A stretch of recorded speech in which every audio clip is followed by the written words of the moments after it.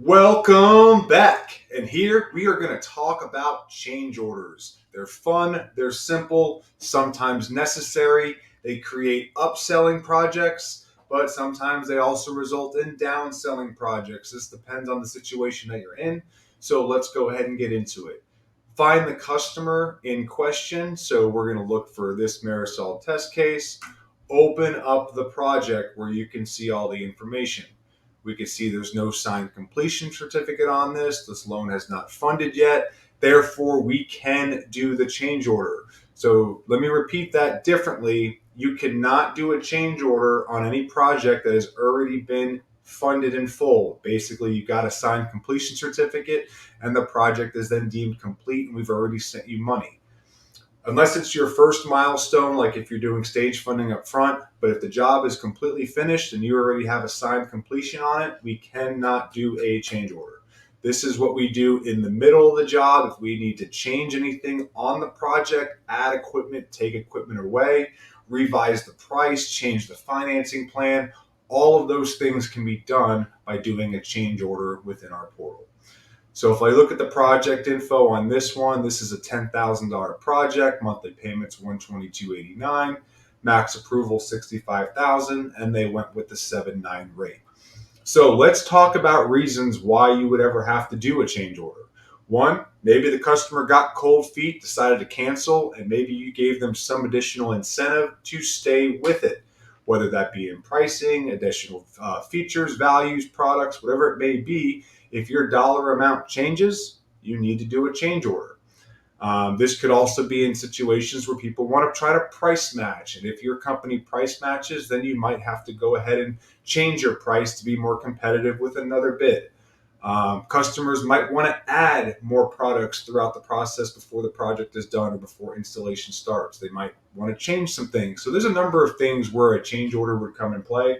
So I'm going to show you real quick how you do a change order, what questions that roll through that you have to answer, and to make this process super simple as we move forward. So change order is the only button on the left or the right side of the screen. It's under project info, whether the tab is open or closed. So we're going to click on change order, opens up the change order window.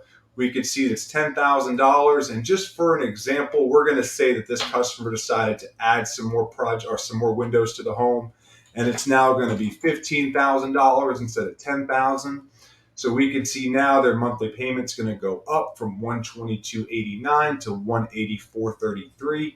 We'll have no problem doing the $15,000 again because the customer is approved for $65,000. So we can do anything up to $65,000 on this contract.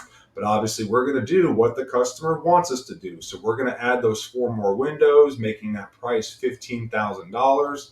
But he decided that the $184 a month is a little bit too much money and he'd rather take this out for 15 years. Even though the rate's a little bit higher, it gets his payment a little bit lower. So he's comfortable with doing $163.78. So that's the difference. Customer okays that. Change order reason. You can specify, is it a correction miscalculation, equipment cost change? There's a variety of options that we give you. If it's something different, just click other and you can type in what your other reason is. So please be thorough. If it's something simple like a product change or a scope of work change, just go ahead and notarize that there. The last button and the only button that you have to click to process this change order is submit change order.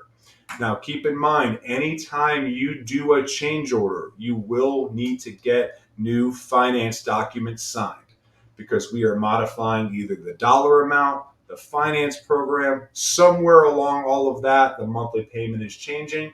So we need to be crystal clear and thorough. So it's going to prompt you automatically to get new finance agreements signed by your customer. And just like you did before, email this out for signature, or if you're in the home present with the customer right then and there, you can go ahead and sign now. These are very important to ensure you fund the correct sale price.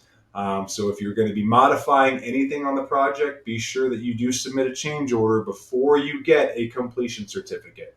So I hope you guys learned something today, and we'll see you on the next video.